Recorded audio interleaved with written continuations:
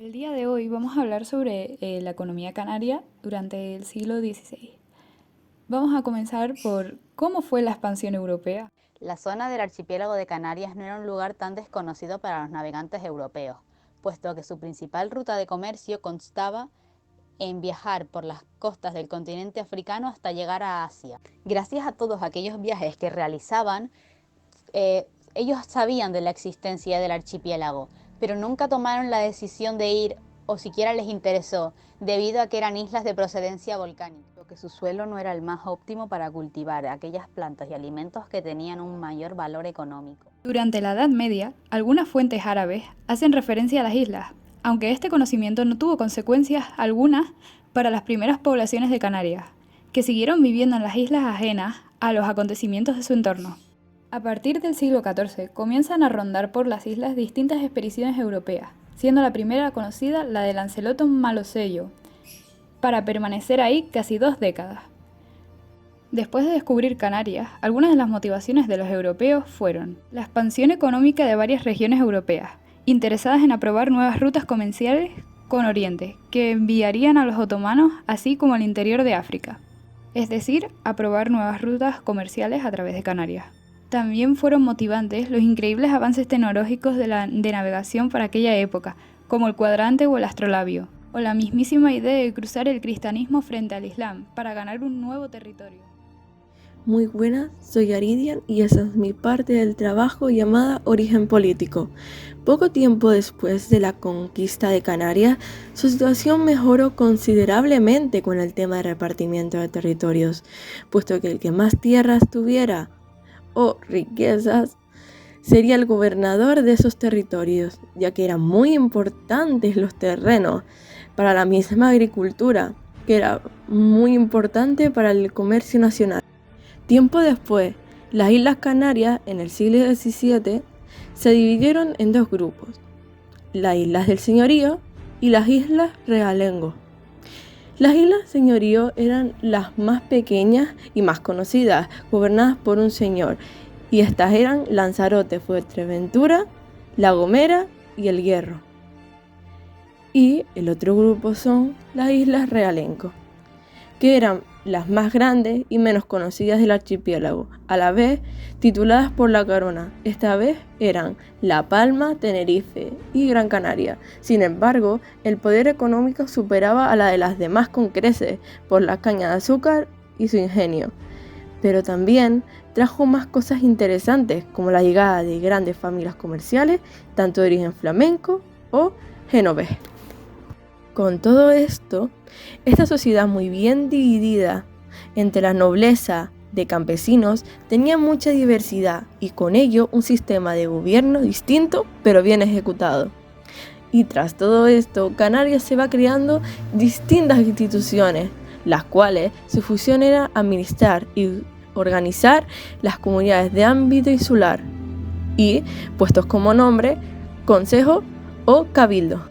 Pero también mucho tenía que ver el tipo de isla que fuera, ya que la administración cambiaba totalmente, como en el señorío, que tenían una administración sencilla y su mayor figura era el gobernador, pero, sin embargo, podrían verse más importantes incluso el alcalde, o un juez, o incluso un personaje público importante. Ellos tomaban las decisiones y administraban los dictámenes. Y, a su vez, se encontraba la subcapitalidad, que servía para que el señor se reuniera y discutir los pagos y las tierras. A su vez, la administración de las Islas Realengo era muy distinta, con sus instituciones políticas, económicas y sociales. Algunas islas establecieron su consejo en la capital y había un gobernador como tal. Otra, como Tenerife, la representaba Alonso Fernández de Lugo, un gobernador durante 4 años, y al final se realizaba un juicio de residencia. Y los cabildos, que eran los que situaban el frente de los gobernadores, evitaban el despoblamiento o incluso abastecer a los vecinos. Después de la conquista de las islas, su población empezó a ser más diversa y numerosa, puesto que venían gran cantidad de europeos, los cuales eran principalmente colonos españoles, portugueses u de otras partes de Europa, que se asentaron y repartieron los terrenos de todas las islas. y algunos de ellos se trajeron consigo esclavos para que sirvieran de mano de obra en sus nuevas tierras. Además de que las islas estaban en una zona bastante beneficiosa para cultivar algunos tipos de plantas y así aumentar el comercio y mejorar la economía de las islas. Pero por otra parte, el número de aborígenes se redujo de forma presurosa, debido a la gran cantidad de conversiones forzosas y maltratos que surgieron durante la conquista de las islas. Debido a que la población de las islas aumentó en gran medida, se tomó la decisión de dividir esta nueva sociedad en estamentos jerárquicos bien diferenciados, siendo los nobles y colonizadores la cúspide de la pirámide y los aborígenes la base. Esta división en estamentos no era algo nuevo para los aborígenes, debido a que ellos ya dividían su sociedad en ellos, estando en la cúspide el Mensei, un poco más abajo el líder religioso que ayudaba a venerar a los dioses, y en la parte más baja el resto de personas, pero habría menos diferencias que con la nueva sociedad. Además, se crearon distintas instituciones para poder administrar y controlar lo que ocurría en las islas. Y como era de esperar, estas administraciones eran llevadas por los nobles y personas de gran riqueza y poder. Bueno, mi nombre es Carolina y vengo a hablar de las bases económicas. Bueno, antes de la conquista, la población de la isla básicamente se dedicaba a dos cosas fundamentales. Uno, el pastoreo, y la otra era a pequeñas tareas agrícolas y pesqueras. La colonización en las islas significó el gran paso de una economía aborigen bastante básica y de subsistencia a otra mucho más compleja, para que éste pudiese hacer que se hubieran relaciones comerciales que fuesen beneficios tanto para la isla como para la corona. Por otro lado, el repartimiento de aguas y territorios cayó en la figura del gobernador y muchos de los repartimientos eran injustos. Y al final, con los excedentes, hizo que se generara un comercio exterior al cual servía para que hubiese un abastecimiento de mercados de Europa y América, los cuales se basaban en la exportación del azúcar y el vino.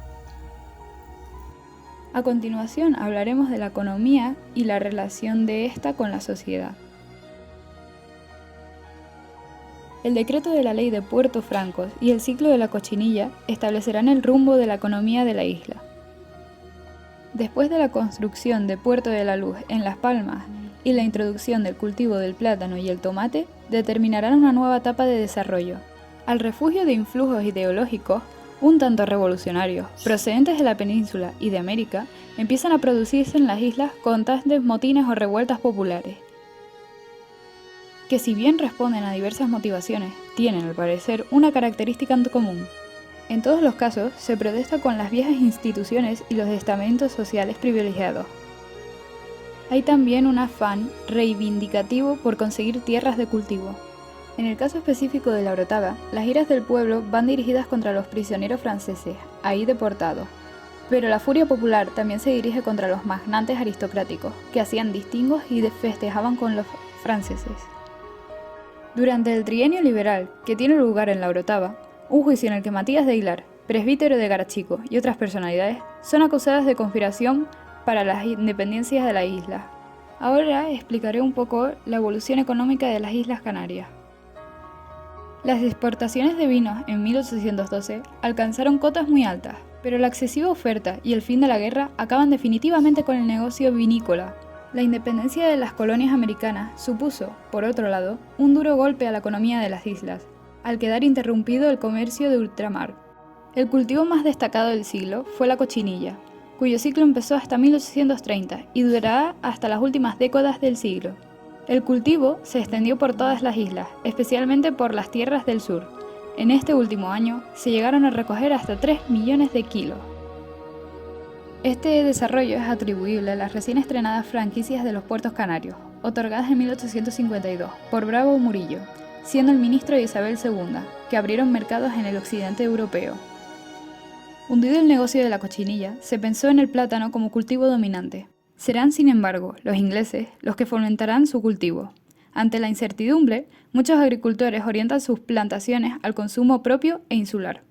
Así vuelve el cultivo de la caña de azúcar a las islas de Gran Canaria, Tenerife y La Palma, a costa de un fuerte gravamen en las importaciones de este mismo producto, ya que la producida en las islas no cubriría el abastecimiento total.